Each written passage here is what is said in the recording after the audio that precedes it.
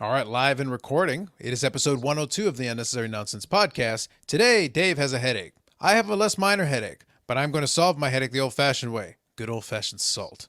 Salt fixes everything. That and more on this episode of the Unnecessary Nonsense podcast. Dave didn't know that was the way I was going to go in the intro, but I am not called Lord Salt for nothing. It's true. It's true. Indeed. So I'm Carlos, that's Dave. What's going on, Dave? Yeah. So aside from aforementioned headache, I'm kind of annoyed at Netflix right now. All right. Why are you annoyed at Netflix? Because literally, I think every sort of true crime documentary, if you want to put it that way, use that term, that they have out there, they've turned into an episodic series, which is way longer than it ever needs to be. But Dave, you're talking about true crime, right?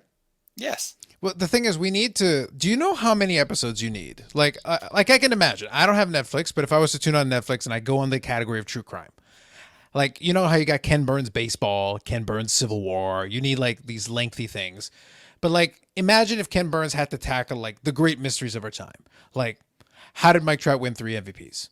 Why is Tom Brady considered an athlete? That's like a 500-part series, Dave. But 500 parts. But here's the thing, Carlos. For the most part, Ken Burns has talent, and his documentaries, generally speaking, aren't really longer than they need to be. Like, if you watch his baseball, it deserves everything that's in there. Yep.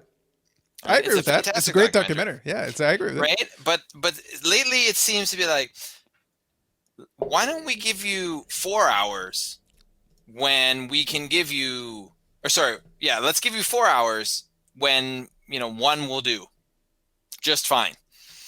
Right. I know I brought it up on the program before, but there's that documentary. What's it called? The Vanishing at the Cecil Hotel.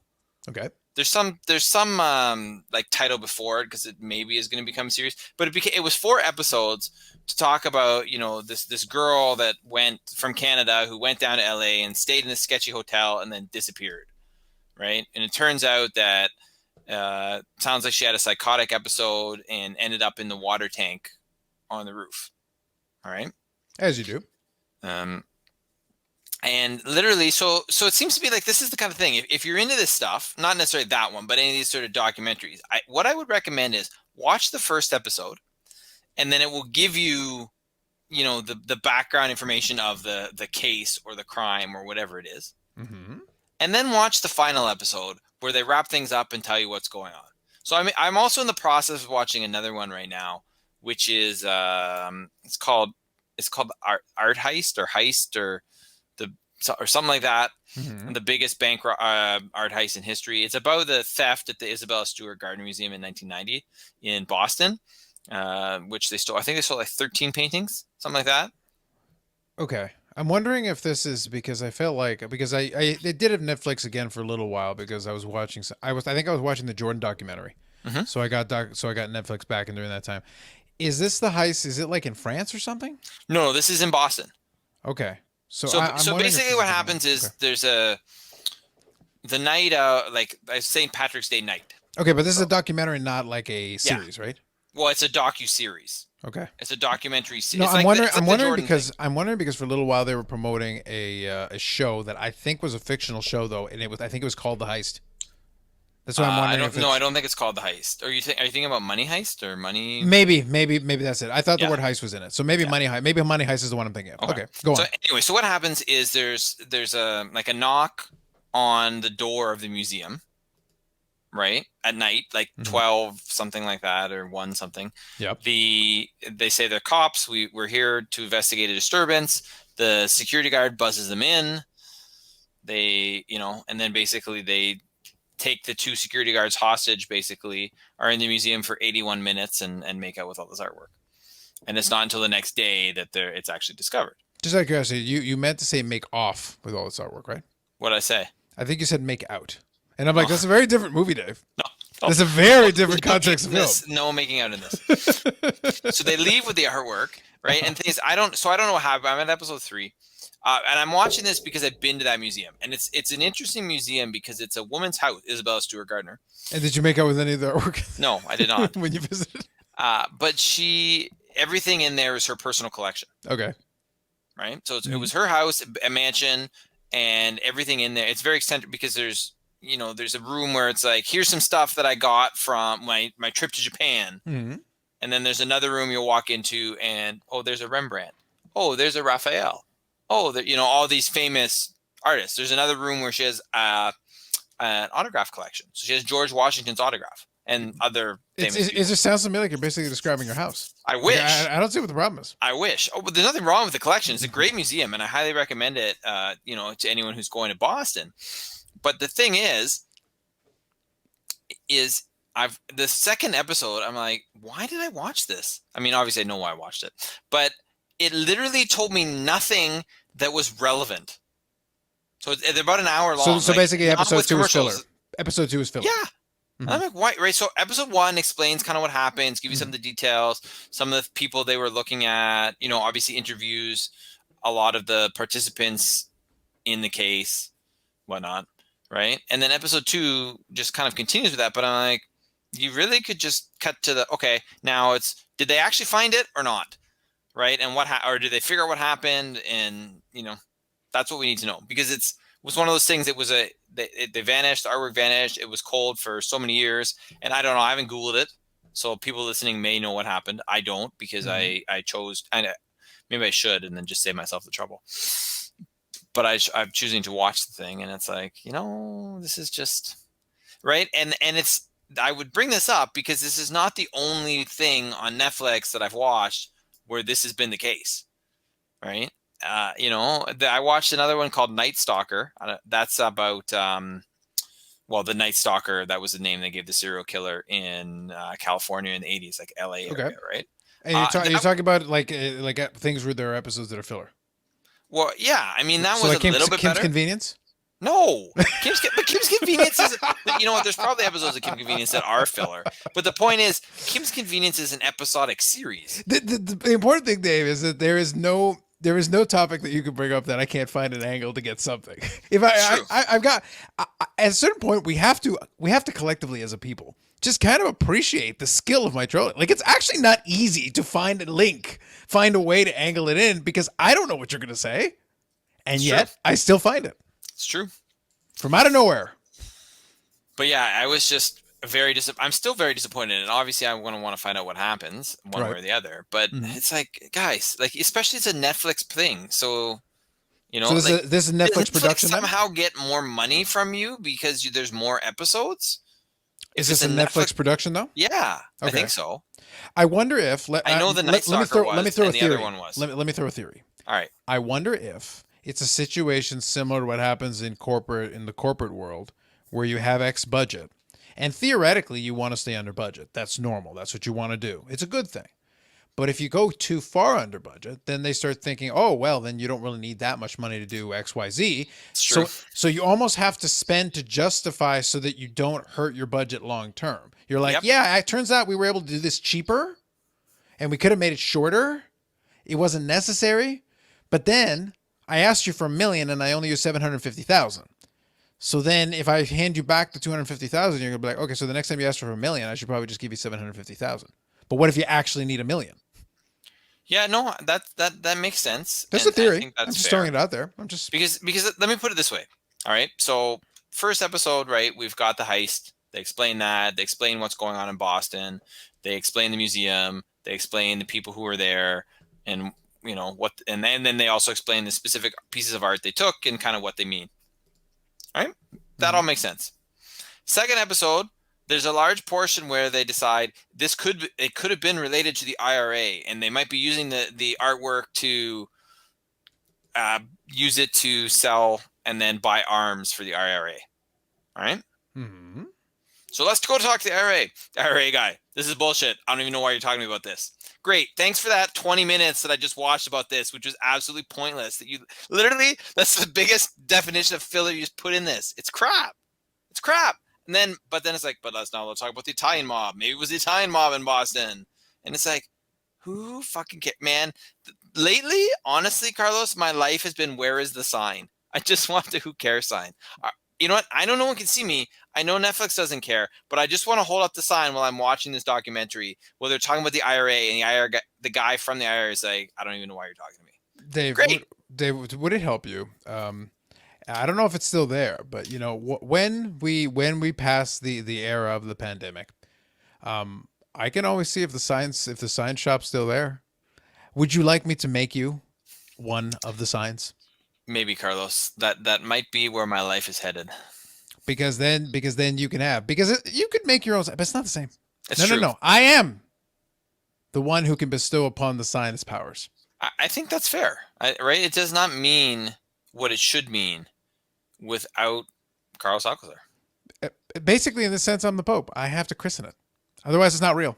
Otherwise, you just got a piece of phone cord. I don't care what you have. It's true, you actually. You have nothing. It's very true. The Who Cares sign has a proud lineage, Dave. You know this. It did not start off as a phone cord sign. It started off as a piece of paper where I was sending you a very clear message. And then it became what it became. A legend, an icon. It's true. I wonder if this thing is still there. What? The shop.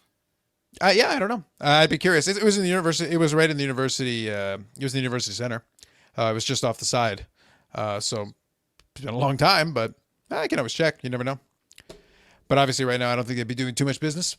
But anyway, worth checking out. So fair enough. Anything else you want to add in, and I can share a little story? Please share. All right. So as I said, I was doing.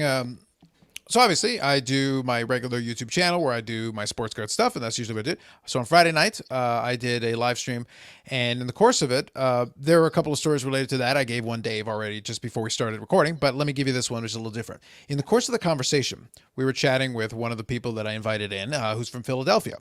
So we were talking a little bit about the basketballs because he's more into that world.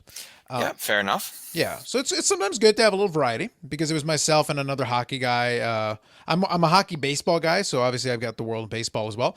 But basketball is not our bag, so it was good. I thought it made it for a good conversation because for some of the folks in the chat that know a little basketball, I go, oh, cool, we're going to talk some basketball today. I go, yeah, if I've got somebody who can talk the game, let's do it. I'm more than happy to. I'm flexible that way. So I said, okay, let's talk about it. And when we were chatting about it a little bit, so I said I was using the example to make a point because we're talking sports cards, but part of that is talking about different cards and things. But we're also talking about the market. We're talking about things because right now sports cards are a little bit down. Prices are depressed on a lot of players. And the basketball market has been one of the most highly volatile. The basketball card market is the sports card equivalent of crypto right now. So it's like you can buy something and it might quintuple in a week and it might drop 95%. You just don't know. The spikes are crazy. So I was chatting with him a little bit about that. And we were talking about opportunities because when things are volatile, there are opportunities just as they are in any market of any kind. And specifically what I was referring to is I said that I had done a video earlier on in the channel recently that was very well received. And all I was doing was explaining my methodology. My methodology was just that I like to put my purchases into one of 4 buckets. I'm not going to reiterate the whole thing, but the point that I'm getting at is that all the buckets were dependent upon how risky it is. When I'm talking personal collection, it's irrelevant because it's personal collection. I'm not worried about the value. If it spikes up, it spikes down. That's not what I'm buying it for. But the other 3 are dependent on the different, because in theory, in those 3 buckets, there's always the possibility I could flip it down the road for another card or for something else or whatever, the options available to me. Right. So the risk factors are important. The riskier something is, the more careful I have to be with the price I pay.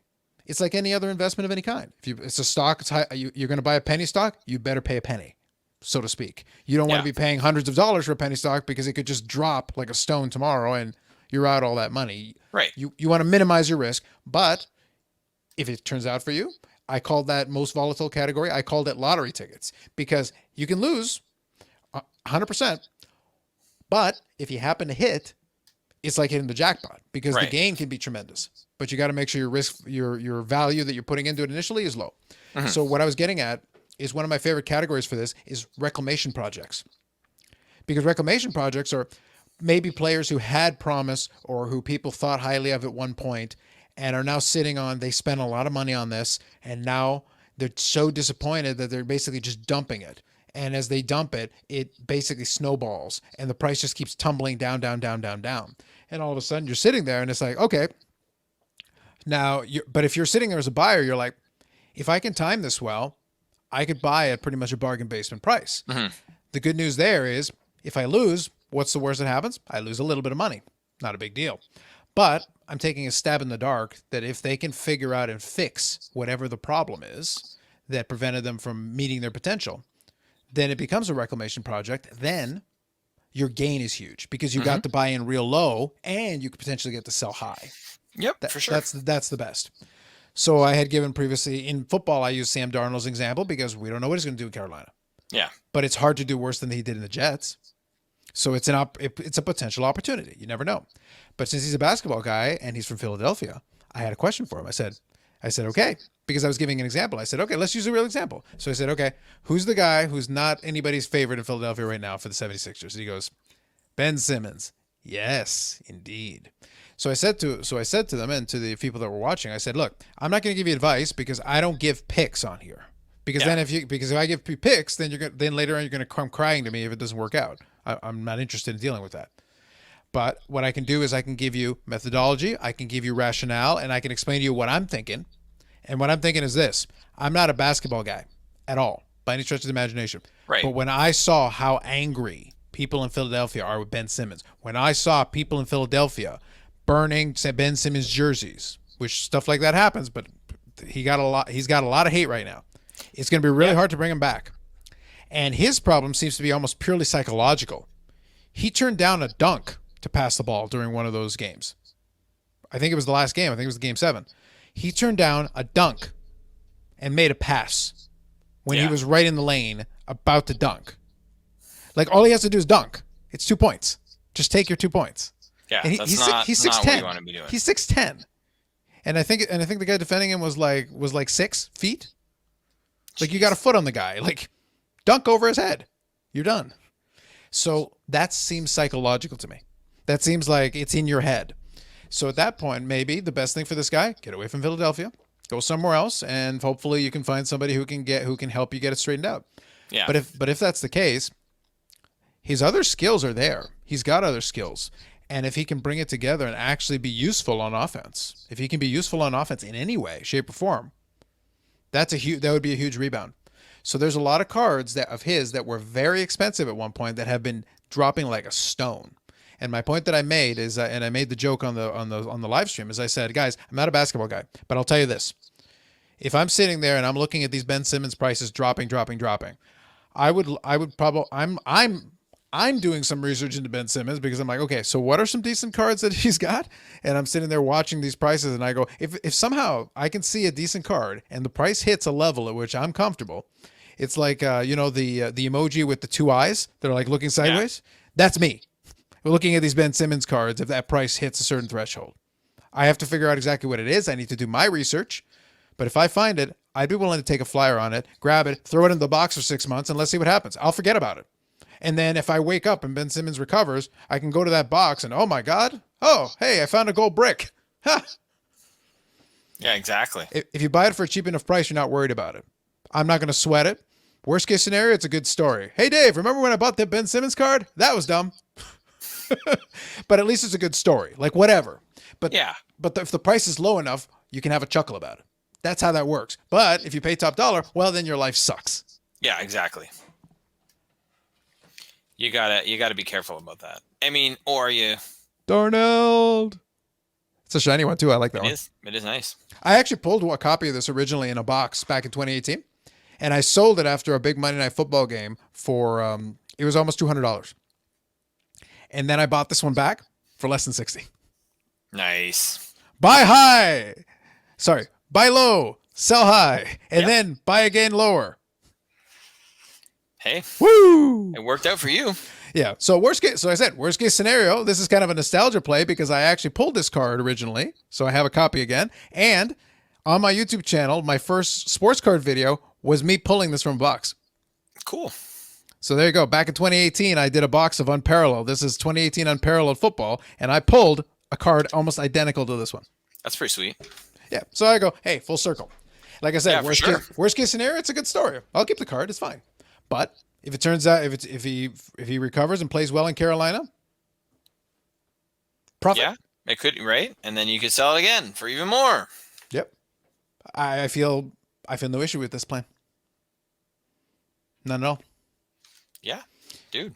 But these are the lessons, everything man. coming up Carlos, right? But these are the lessons, man. Sometimes you got to try. But sometimes you got to give it a shot. The thing is, nothing ventured, nothing gained, because there's a lot of folks who are too timid to try. It's like, well, guys, if you don't take any risk at all, well, then it's going to be really difficult to succeed because you're really not trying anything. It's like, well, then you're going to chug along. It's going to be very difficult to win anything here if you're not going to play. Beautiful. So I think that's the key one. Otherwise, I think things have been going fairly well, which is always enjoyable. Just looking here through everything else. I think that's it for me. I think we've got a couple of topics, though, from your list. So why don't we hit on those? Well, shall we talk about Les Canadiens? I suppose if we must. Right? So I honestly think... I don't know. This is what I want you to tell me, Carlos. Mm-hmm. Should I be hopeful at all? Or should I expect, I know we talked a little about this last week, or midweek, but should I expect Dallas circa last year? What should I expect from this team in the Stanley Cup final, Carlos? Because I want to go crazy because holy crap, they're in the Stanley Cup final for the first time since 1993 and have looked pretty good. Not the most attractive brand of hockey, but it's effective. Okay, so I will make the pitch. I will make the pitch for your garbage team. So here's the deal. There's the good news here. They're about 80 times better than Dallas last year. And predominantly that is because they actually have a goaltender. So okay, who plays goal professionally. All right. That's a step in the right direction. Who was the goaltender for Dallas last year? Jesus. It was off the top of your head? I remember the name. It was a bit of an unusual name. Okay, I'll look it up and see if I can find it. Yeah. But you continue, please. Yeah. So anyway, the point is, basically, having a professional goaltender is already a step in the right direction because then at least you give yourself a chance. The other piece that I think is going to be useful, potentially, is quite simply this. And it is that when the way this team plays is kind of a grinding style, it's not an exciting style. Was it Kubadin? Yeah, that's right. I knew I wasn't going to be able to pronounce the name on the first try, but that's my point. Are you getting my point now? Yeah. So Ben Bishop was injured, right? Yeah, Ben Bishop was injured. That's correct. Yeah. Yeah. So are you getting my point? I'm getting your point. Yeah. So it's like normally, and he was a good story and he played well, all things considered, but he's kind of a no-name guy. Like it was just, it came together well, but it was almost, that Stanley Cup Finals team was basically put together by pixie dust, Lucky Charms, duct tape, and Elmer's glue. Like, there's nothing here that seems substantive that is going to hold this thing together, but it's like, well, we'll just keep chugging along. That's why I said every single round was basically an upset. So they basically ran the table, but at the end of the day, their captain can't score anymore. Tyler Seguin is probably their best offensive weapon, and he was struggling. They basically in the Stanley Cup Final, the Dallas Stars couldn't score and couldn't goaltend. Other than that, they were great. Yeah. So basically, as long as you can do one of these two things, you're already a little bit further ahead. And you're playing basically the same Tampa team. So you've got that going for you. Now, I believe, if memory serves me, I could be mistaken. Isn't Tampa like way over the cap? I don't know. Didn't they? I believe they used like a loophole. I will see here. Tampa Bay. I don't know. What does that have to do with the Stanley Cup Final, though? I will get to that in a second, Dave. All right. Get to that in a second. So the thing is, here we go. So Dallas won 2 games, though. They did. No, like, listen, they were scrappy. They did. They were very scrappy. 4-1 they did the best and they could. 3-2. Yeah, so here it is. So Tampa Bay actually, overtime. yeah, so Tampa Bay has actually used a loophole to circumvent the salary cap, which is to say, under normal circumstances, you would basically the players they have on their roster, they shouldn't be able to have all the players they have on the roster. Okay. Including some very high priced players because they're not a couple of bucks over the cap. Get it? Are you getting my point? So they're cheating? They're technically not because the loophole exists that basically Right. If they were in the regular season right now, they would be getting hit with a huge fine. But there is no salary cap in the playoffs. But leading into it, there was a team injured reserve. So it's allowed. Basically, the rules were in place that say like, hey, yeah, there's exemptions, there's this, that, and the other thing. But you're basically fielding a squad that no other team could field under normal circumstances. I see. So you do have a little bit of an advantage. You still have to win the games, but you do have a little bit of an edge that the other teams are not beneficiary to. So that's kind of the thing. Now, from a karma standpoint, the hockey gods may frown upon that and give your team. So that's a second reason you may have. Again, we got to look at tangible and intangible. We got to look a little bit of both. So yeah, if the hockey gods like some karma, that might work in favor of your team who did it the old-fashioned way, just being crummy and struggling your way through, and just finding ways to win. That is a tradition. Sometimes there's always this Cinderella team that fights its way and punches above its weight. Yeah. So right now that's their position. And Tampa's already a defending champion, and obviously that means they had to go through the grind twice. That's a potential advantage, some wear and tear on some of these players who had to now do the gauntlet twice. It's harder to win the second time. That's an important critical consideration. When Dallas won in 98-99, they had to fight, scratch and claw. They got back to the Stanley Cup Finals the year after against New Jersey, who was very formidable. It's very hard to win the second one. Yeah. So I should know from the experience of my team in the pre-HD era. But the point is that it's harder to do that. So that's a possibility, something you can bear in mind as well. And the other piece that you've kind of got to consider is that there's a really good chance that I'm just trying to think of the best way to word this. Tampa Bay came off a Game 7 against the Islanders. The Islanders don't exactly have full firepower. So I guess the question that you should be asking yourself is, where do you rank the Canadiens compared to the Islanders? That's really what you should be asking yourself, because the Islanders took them to 7 and it took to overtime in Game 7. Tampa kind of had to fight them pretty hard to win. And I'd argue that your goaltending situation is better than the Islanders. And if you're playing a bunch of overtimes, really goaltending could be the difference. You just got to steal one. So I'm not going to suggest the Canadiens are going to sweep in 4 or anything that nuts. But if you go to 6 or 7 games and your goaltending's better, I like your chances. Yeah, fair enough. That's what you're looking for. My opinion is you're looking for a deep series. You actually want to drag Tampa into deep water. You want to force it, because the chances of the Canadiens sweeping them in 4 is almost nothing.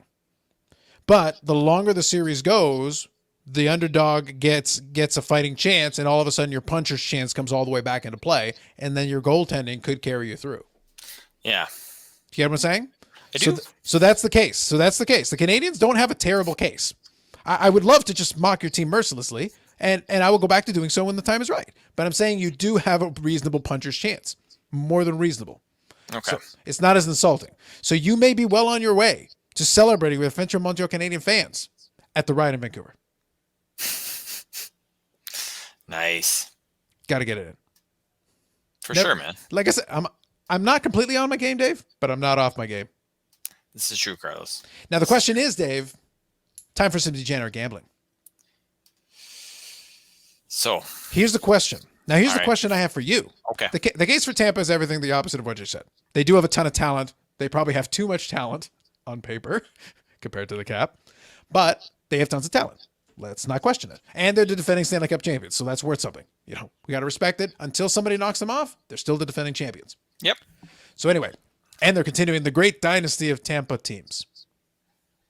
Yeah, let's not talk about that. Anyway, okay. So here's the deal. So for the series, we have the money line odds for the series is the Canadiens are 3.25 to 1 odds, which is not horrific. It's not bad.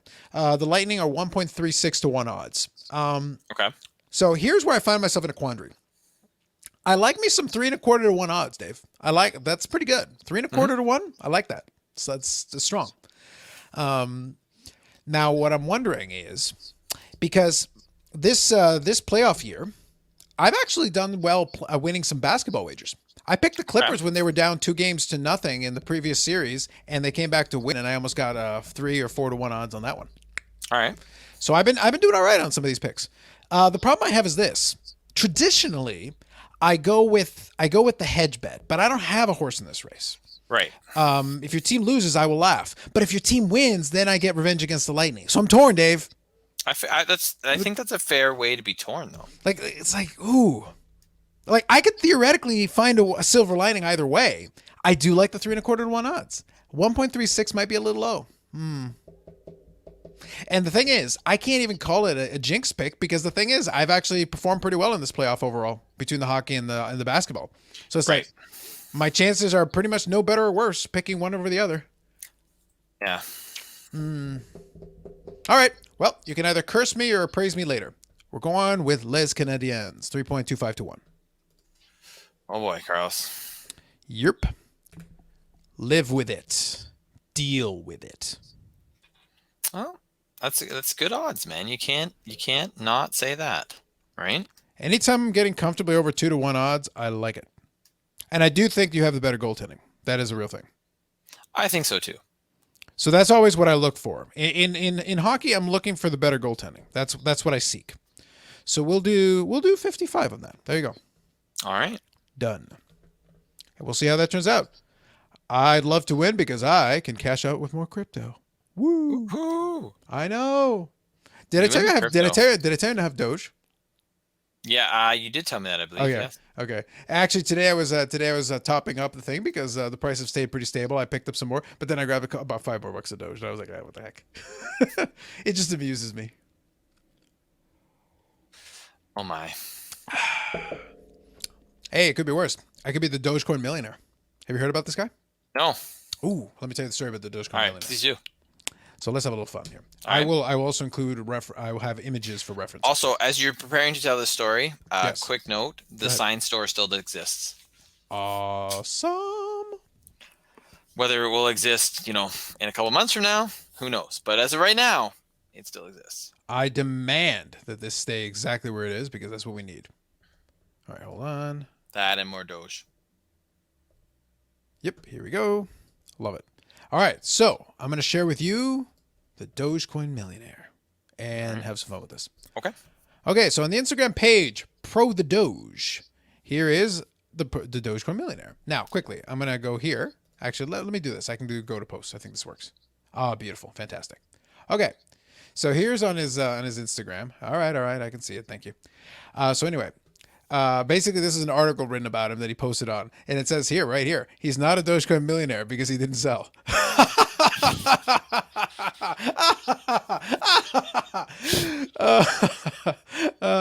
Now you see why I wanted to bring this up. Yeah. Okay. So let me explain. He at one point was a Dogecoin millionaire. Let me explain. Okay, so here's the deal with this guy. And I may get a couple of details wrong, but for the most part, I'm pretty close. So allow me to explain. So this is a guy who works in LA, and I think he works in, and I think he does some producing for music. And he's not like a rich guy, but he's not. But he works and does some stuff. But what he decided to do, for whatever reason, something compelled him, and he decided, he goes, all right, I'm gonna go all in on this Doge thing. And what he did is I guess he took out a line of credit, from what I understand. And he took out a line of credit, not for like $5 or $10. Like, I've got like 10 or $20 in Doge, and maybe 15, something like that. Okay. Like small potatoes, whatever. I top up my Starbucks card for iced coffees more than that. So relatively small potatoes. Again, low. High volatility, low. Yep. So anyway, I said, okay, whatever. But he decided to, similarly, similar concept to what I just said. He took out $180,000 worth of line of credits. Okay. And then threw it all into Doge. Now, at the time, Doge was only a couple of cents, relatively small. So as Doge rose and Elon Musk started tweeting about Doge and all this stuff, it went up and up and up. And at its apex, his holdings, because I think he had 3.9 million Doge. Okay. So at its apex, his holdings were right about $3 million. All right. And at that point, like, he is a Dogecoin multimillionaire, technically. Right. Now, here's so if he sold it all, multimillionaire. Yeah, but here's the thing. So you don't have to sell it all. In this situation, my advocacy would actually be not to sell it all. My advocacy, though, would be to take some profit.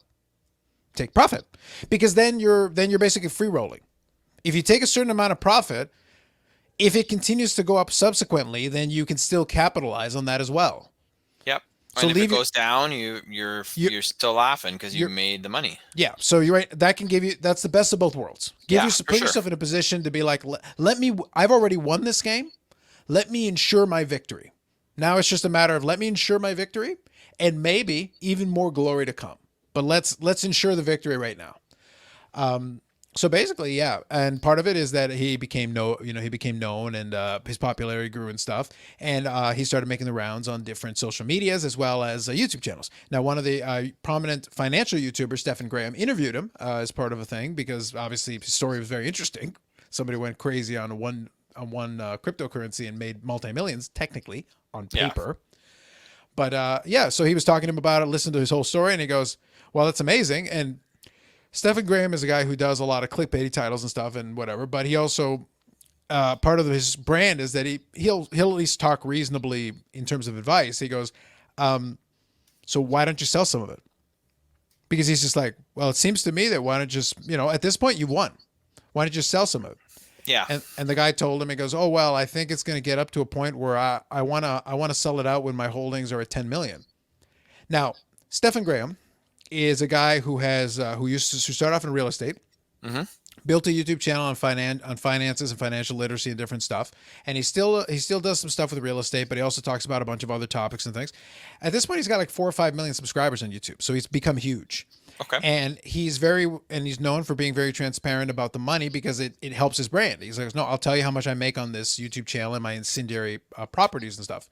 So he did a video last year where he goes, all right, so the YouTube channel, between all the money that I made with this, AdSense, sponsorships, this, that, and the other thing, all of it. Last year he made almost $4 million on all of it. Okay. So Stephen Graham is a multimillionaire. Yep. With properties and things and whatever. So he can speak to what it's like to be a multimillionaire. So basically at that point he goes like, look, I'm a multimillionaire. I'm paraphrasing, but he goes, I'm a multimillionaire. And the difference between 2 or 3 million and 5 or 6 or 10 million, you're not going to notice because you're at the time if you're poor and you go and you get $100,000 or $1 million, it's life changing. Oh my God, whatever. But when you've already got 2 or 3 million, going to 5 or 10 million is not going to fundamentally change your life. You're not going to notice the difference. Gotcha. You may as well just take right now. He basically said, like, you've already won the game. You got here. Nobody would have expected it, but here you are. Yeah. It seems to me it's time to take the win. Which would make sense. Yeah. But he didn't. He didn't. But it was good advice. Like he goes, but it was advice from a perspective of somebody who has enough money to be able to tell you the difference between 3 million and 5 million. Because at one point he didn't have 5 or 10 million. At one point he was building up his real estate practice and getting out. But he goes, I've gone through that part. And when you get to your first million, it is life changing. When you get to a couple million, still pretty life changing. But then once you're into multi-millions, you're just keeping score. Not quite the same. You're just keeping score. It's not the same thing. Yeah, another million here or there is not going to fundamentally change your life. Yeah. Which is valid. I think that's reasonable life advice. At that point, trying to squeeze a little extra out of this thing, it's like, why? What for? You're already set. So anyway, he didn't take the advice. I think he has compensated with it a little bit because he's got his social medias and everything, and he sells Dogecoin Millionaire merch. But of course he gets to show articles like stuff like that. He's not a Dogecoin millionaire because he didn't sell. Because Dogecoin took a nosedive after Saturday Night Live because Elon Musk was on Saturday Night Live. Right. And a lot of people thought that he would do a bunch of stuff related to it and it would surge it up. And it's like, no, actually a bunch of people who had a bunch of Doge go, okay, this is the apex, I'm selling. Vroom. It's like, you didn't think this one through very well, did you? Yeah. You know what the funny part is? And like, he to this day publicly has not acknowledged the true idiocy of what he did. Because, to my point, I would make you the argument that there is a third play here. A lot of people are like, oh, sell everything. Reasonable people are like, well, take some profit and sell some. Yes. But here's a third play that plays into that second option as well. Okay, look, you believe in Dogecoin. Awesome. Proposal. Sell some of it prior to the SNL appearance, a reasonable amount so that you can take your win, right? Turns out it sunk it like a stone. Well, why don't you go buy back the Doge you just had at a fraction of the price? You still took your profit and you got your Doge back. So if it recovers at any point, you didn't lose anything. Yeah. And you basically walked away with free cash. True.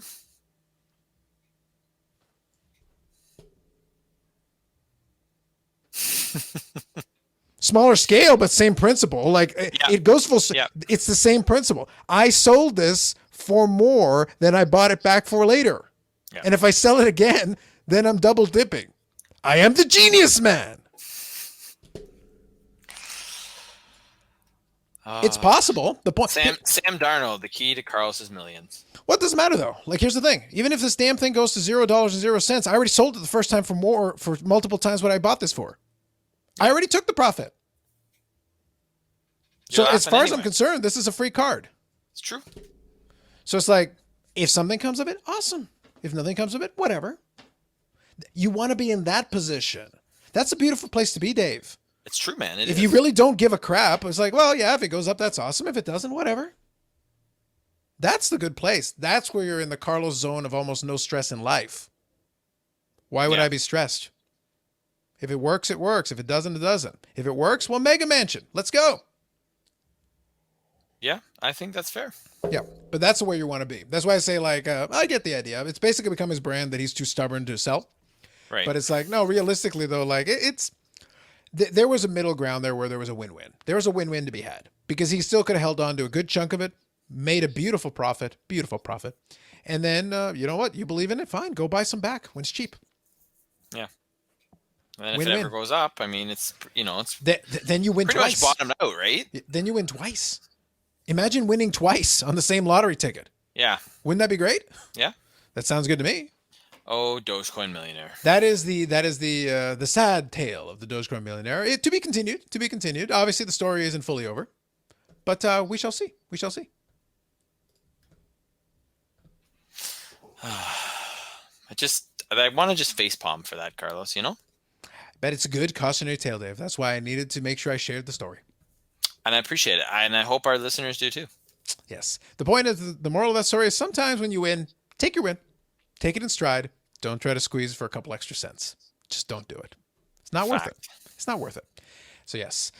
Quickly, I'll touch on one thing as well. In the vein of the card thing, still holding strong on some of my Vladimir Guerrero Juniors. I'm trying to figure out when I do want to sell a couple more for sure. But our buddy here has hit his 26th home run of the year. Yeah. And I still got stacks, Dave. Stacks. He's killing it right all the Vladdies. All the Vladdies. He's killing it. Yep. Limited numbered. I showed him the gold one earlier. There's a beauty pearl purple. Look at it. Nice. Some good stuff, man. I like it. I'm definitely going to keep some. Like I said before, in the vein of what I just said, oddly, consistency seems to work. I'm consistent on this point. I intend to keep some of them, but I'm going to be a little bit selective. I'm going to be like, okay, I don't need all of this. Yeah. Some of it's good. I'll take some and I'll cash out some. And some, if he keeps playing well, I'll still have some in my back pocket. Take the win. Yeah, for sure. Indeed. So, yep, 26 home runs, leading the league in RBIs, and still hitting right around 340. Not bad. I like it. Yep. Anyway, all right, so we talked about Les Canadiens. I laid out the case. I jinxed your team for all time. What else we got? I really hope not, Carlos. Hey, listen. I made the case why you guys should do this. Do not screw it up. All right. So do you have anything else you want to talk about before? Because I think we got the wrestling topics. I think we're good. Do you want to go with the wrestling then? What was your list this time? Oh, well, we don't have. All right. Pick one. Pick one. Let's put it this way. Pick one list. or the other. Pick one or the other. Your choice. The list or the wrestling? I'm saying pick one or the other. Your choice. Let's go wrestling, man. All right, go for it. So, no, you told me you wanted to talk about wrestling. Okay. So, no. And the latest AEW. Well, that's why I was asking if you'd seen it. Yeah, I've seen the past. I've obviously not watched this week's because it's on right now, but I have watched the previous 2 weeks, the whole thing. Yeah. So I think. Although I really hate the picture-in-picture. Yeah. When they do the ads, I really hate that, and it makes me kind of. Sometimes I just fast forward through it, to be honest, because I just hate watching it that way. I don't watch the picture part. So what I'll say is this: I do like what they're doing. I'm appreciating the direction it's going. Obviously, it's not perfect for the reasons we've talked about in the past. But what I'm liking, what I do enjoy, is that it does very much still storyline wise. Everything does continue to build to the bigger shows, which is always good. I'm always a big fan of that. I think what's going to be, I'm glad that we're slowly approaching the end, because once they start getting back, obviously, I believe tonight is a live show. Mm-hmm. But as we're creeping into July, they're going to start hitting live shows on the road as well. Yes, that is true. Because once they get into that, then I think we're going to start hitting the accelerator. So, right, I think this is still the end of cruise control, trying to wind their way back. Because being preempted for the basketball playoffs all the time kind of messes up with the scheduling. Yeah, which is good why they got on TBS in the future. So that's not going to happen. What's 2022? That's happening? Yeah, I believe so, yeah. Yeah. So that's good. So I'm encouraged that process is going. Because during that downtime, you knew stuff like that was going to happen. And I think they've played it about as well as they could, because there's no point in going full out to try to do everything you can do when less people are watching. just because of your time slot. So don't kill yourselves trying to impress the smaller, shrunken down version of the audience. So we'll see. We'll definitely see how that goes. So from the AEW perspective, I think they're kind of on cruise control a little bit as well, which I understand. But so steady as she goes, I like that.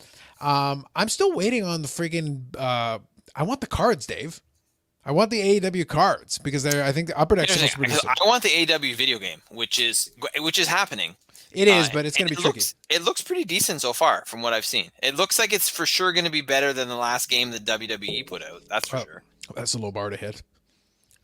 Well, sometimes I get it, but at the same time, right? And it's the same with any sports game.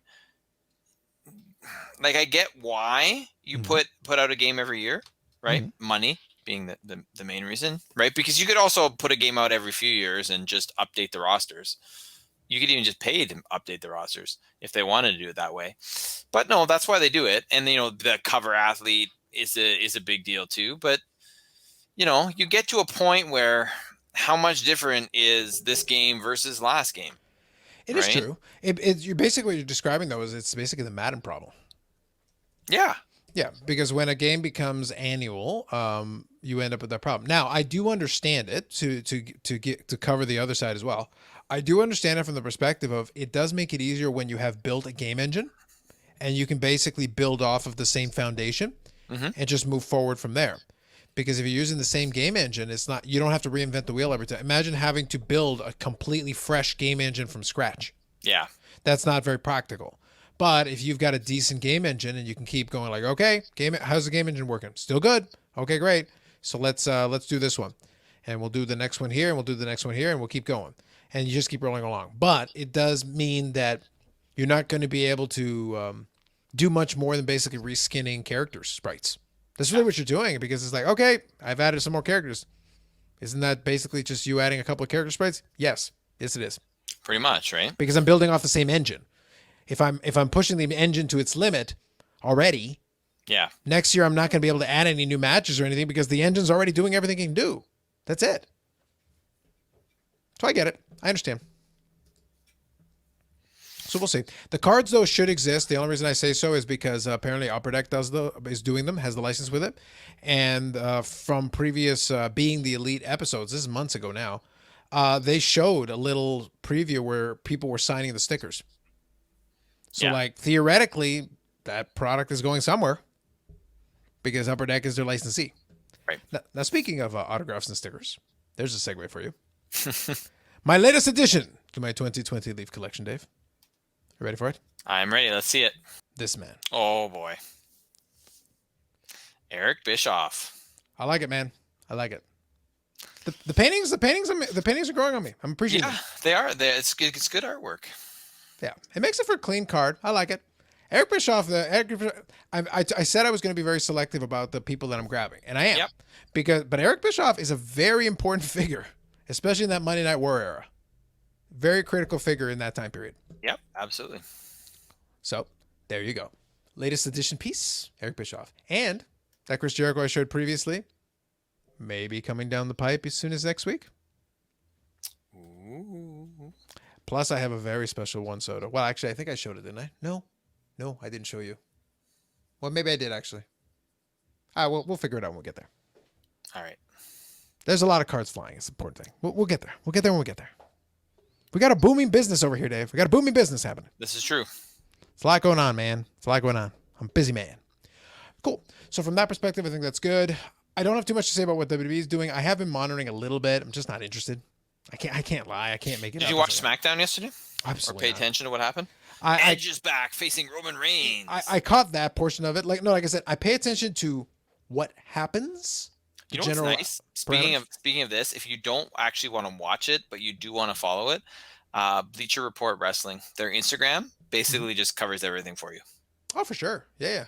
No, I've got a lot. I've got a good grouping of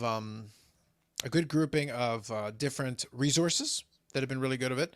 I will tell you, Fightful is really good with the wrestling coverage. They also do MMA as well. Nice. So they're very good with the wrestling coverage. I've thought about, we'll see how things evolve over time, but if and I have no issue with it. I enjoy it. If wrestling does become a regular segment on the show, to be honest, I've been kicking around the idea of getting their premium subscription, because they do these different scoops and different things ahead of time. Because the people that they have there at Fightful are actually very good at connecting with the different organizations and talking to a lot of different people and getting a lot of the information early on. Yeah. Good old fashioned dirt sheets. That's how it was back in the day. Is that it's like, how did you find that out? I asked people I trust, and people who tell me. So it turns out Vince McMahon set this man on fire. Really? Yes. Oh my goodness. Well, It's also possible. I was gonna say, your question should have been recently? Question mark. Your question wasn't whether he did or not. Your question is recently? True, man. It's true. Allegedly. Perfect. So you're going to get a Vince autograph? No. That exists. They've got it in the WWE product. His autograph is literally a V. It's the laziest thing in the world. I think the Chris Jericho one was bad. Please. Yeah, that's true. Does it surprise you though? No, that man doesn't care. It doesn't care at all, and it shows. Although, actually, I'll tell you a quick story. I don't know if you heard about this. Did you hear about there was an interview done with one of the prospective incoming WWE writers? Did you hear about this? Oh. Okay, so basically there was a lady who was a comedian, and she was interviewed about she was going to go in to be a WWE writer. And what happened was she gave an interview. Here, I'll pull it up here. Yes, here we go. So I'll use wrestling.com. All right. Let me grab it here, and I'll actually share it with you, and I'll show you what I'm talking about. Okay. So here it is. So this is WWE writer Kenneth Mobley, reportedly fired after controversial podcast comments. So let me explain. So basically what happened was, and this is according to Sean Ross Sapp, who's the guy who's the editor of Fightful. A lot of the information comes from Fightful. Mobley, a stand-up comedian podcast host, was just hired to work the Raw brand earlier this month. She made headlines this week for a recent appearance on Asian Not Asian podcast, where she revealed that WWE did not require her to have any pro wrestling knowledge when they hired her. She received significant negative feedback from fans for some of her comments on Twitter and podcasts, including not knowing if the WWE champion was named Bobby Ashley or Bobby Lashley. So basically, she went on a podcast and admitted she has no idea what the hell the product is, mispronounced the name of the champion or wasn't sure what the name of the champion was. Mm-hmm. And she's going in as a writer. And then wrestling fans are sitting there going, this are the people you're hiring to bring in? Yeah. This? Mm-hmm. But the thing is, that's known. Unfortunately, it was known. Now, in fairness, she didn't get fired because she doesn't know anything. They knew she didn't know anything. She was fired because she told people that she didn't know anything and that she was hired. Yeah. So in reality, technically, I can't blame her for just telling the truth, but WWE then firing her, it kind of sucks. It sucks. I can understand it, but it's you guys really haven't resolved the issue that the little respect we had for you, and by that mean negative, is an even lower level of negative. Yep. And you wonder why we don't respect you. Oh my goodness. WWE, the gift that keeps on giving. Oh my God, Carlos. I tell you, man, it's just how bottom of the barrel do we have to scrape here, right? Oh, we can get to sub-base. And they let a whole bunch more people go this week, although these aren't any big names this time. Not completely. I will say this. So, okay, let me quickly grab the releases here, because since you bring it up, I think it's, I can actually talk about this for 2 seconds because I have a little background on some of these releases.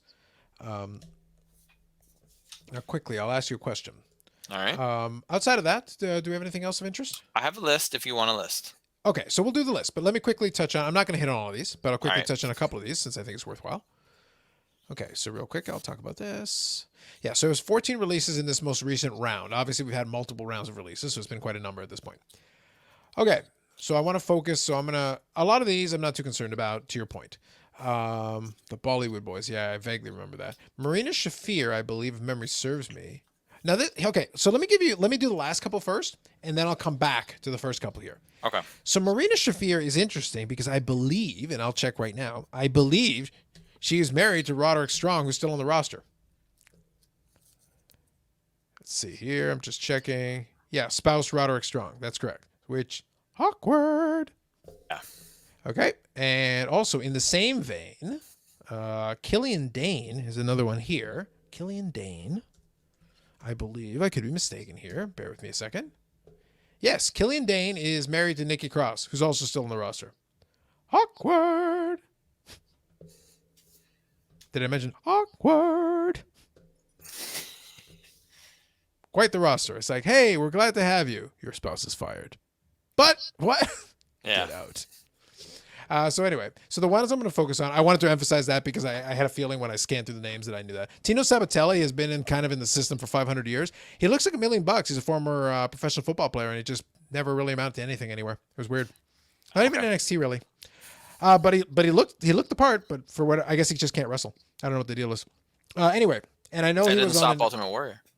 True, but he was also part of they did an NXT like behind the scenes years ago. They did like an NXT behind the scenes where they profiled different NXT talents and gave them stories and kind of followed them around to basically it was like one of their WWE network specials, just to be like, hey, these are some of the folks, blah, blah, blah. And you got to learn about a bunch of these different folks, which is good if you want to invest in them long term, but obviously that never happened. I will say, though, that some of the talents on there that are featured did eventually go forward a little bit, but a lot of them kind of just were, Mm-hmm.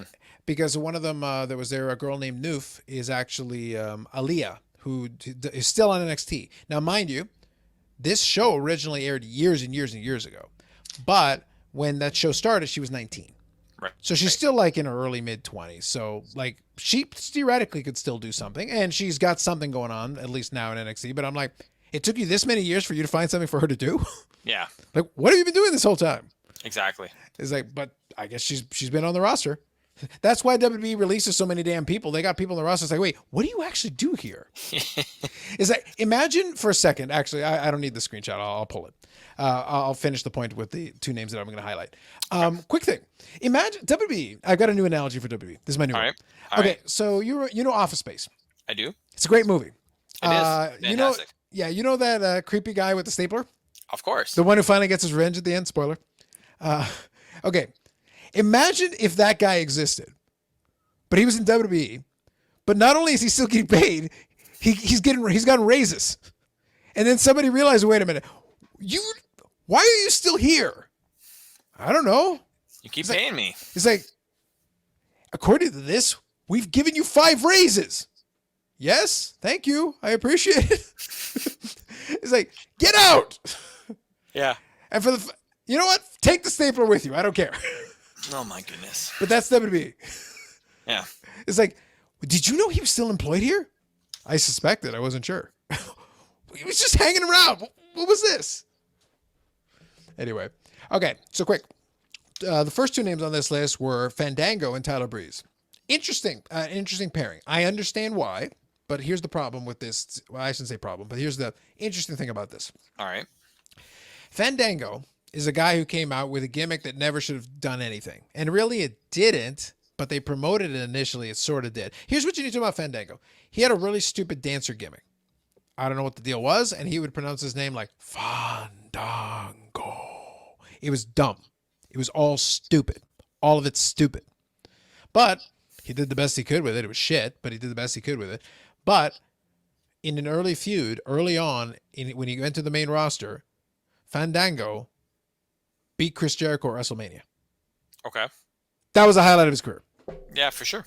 Now, I think he eventually was NXT Tag Team Champions with Tyler Breeze, so I'm going to bring Tyler Breeze into this now. Okay. Tyler Breeze is one of those talents featured on that show, on that behind-the-scenes special as well. Gotcha. And he was a guy who had worked at NXT, and he was about to be fired years ago. This is years ago. And they came up with this gimmick for him being Tyler Breeze. Tyler Breeze was supposed to be a supermodel. He basically was Zoolander. Okay. That was the gimmick. Yeah. And the gimmick was, in this thing, he would actually come to the ring with his cell phone and have it on a selfie stick. But what they did after a while, once they got better production values in NXT, is they were able to connect, I guess through Wi-Fi or whatever, or Bluetooth. They were able to connect the phone to the Jumbotron so you could see him selfieing as he went to the ring. Woohoo. But actually, it was actually a pretty cool effect. And the thing is, Tyler Breeze can wrestle. He's actually a very good wrestler. So he made this gimmick work because he went all in on it. He goes, Yeah, all right, fine, I'll do it. Sure. Yeah, okay. So he did this whole thing with the selfie thing. It was stupid, but he was a Zoolander character. But in NXT, he would put on these great matches. And his last match at NXT in his first run, I think he was there to. I think they brought in a couple of. I think they brought in a Japanese talent. I might have been Yujin Thunder Liger, who's a legend in wrestling, if memory serves. I believe that was the one that they gave him. That was actually meant as a compliment to Tyler Breeze. They say, you know what? On your last thing out before you head to the main roster, we're gonna bring in Yushin Thunder Liger, who's a legend, and you guys are gonna have a match, and that's gonna be your last feature match in NXT. Fair enough. Which is kind of a tip of the cap. It's a sign of respect. Hey, now his job, he's a bad guy. He's gonna lose. Yushin Thunder Liger's a star, but then he'll go to the main roster and do a thing. Initially in the main roster, they tried to do some stuff with him, but Vince gave up on it immediately. This is kind of the thing that happens with him. In NXT, they'll build him up. They'll come up with this character that works, and then they'll bring him to their main roster. It's like, actually, let me just strip away everything that made this character work in the first place. Oh, it failed. I guess they suck. It's like, but you took everything away that made it work, and then you made it look stupid. And now it's like the gimmick was always stupid. You have to play along for this to work. Yeah. If you don't play along, then the stupidity is obvious. Any reasonable person knows it's stupid, but we're willing to play along as long as you're willing to play along. Mm-hmm. This is professional wrestling in a nutshell. 3/4 of these gimmicks are stupid. People in wrestling are stupid. They do a lot of things that don't make any sense. You're willing to suspend your disbelief as long as inside of the context of the universe that this show is taking place in, as long as everybody else buys into these rules that are being followed, we can go with whatever. Yeah. The Undertaker works because we bought it, because we were willing inside of the universe, the people inside of there bought it. Yeah. Otherwise, if somebody walks up and goes, yeah, you're the Undertaker, I'll kick your ass, and he's a foot shorter and beats him in 4 seconds, is he the Undertaker now? No. No. He's just a tall dude. You have to play along. If you make the Undertaker looks, I can take any character you want. And if I strip away what makes them work, or I treat them like they're stupid, then people are going to realize they're stupid. And the perception will be broken. I can do this with legends. It's not a problem. You treat them like shit, they're going to look like shit. Mm-hmm. The reason why these legends worked is because they were treated, we got to take it serious. Triple H is not the most tough guy in the world. He's a pretty tough guy. But a lot of the people in the roster could have kicked his ass. But the way this works is, he's the game. He's that damn good and blah, blah, blah. And he's in all these high-profile matches and he wins all these championships. You got to keep rolling with it. Otherwise, at some point, it's like, wait, aren't you the guy who carried Shawn Michaels' bag? Shut up. Yeah. The Ultimate Warrior beat him in 4.5 seconds. He sucks. No, he's been there 25 years later. Why? Because you took him seriously after. But you let everybody forget where he looked like shit, because he did look like shit for quite a long time. And it wasn't because he was a bad wrestler. It's just the way you portrayed him. Yeah, exactly, right? His name is a callback to his original gimmick. Triple H is Hunter Hearst Helmsley. He was one of the rare occasions where we can't throw away the name because we know exactly who. You don't look fundamentally different. We can't change your gimmick that much. It's like, okay, well, let's just go with Triple H instead. It sounds Personally, cool. I prefer the Jean-Paul Levesque days. Sure. Where he was the French aristocrat. Sure. Or I prefer Terra Rising. He was Terra Rising in WCW. Terra Rising. Yeah, I get it. Yeah. WCW thought this was clever. Of course These are the same people who came up with Booty Man. Do we need to go back to Booty Man? High knee, Dave. High knee. High knee, buddy. Goddamn WCW shit.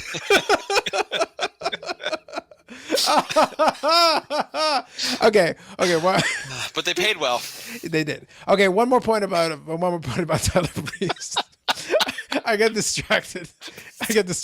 Sorry, it's okay. Okay.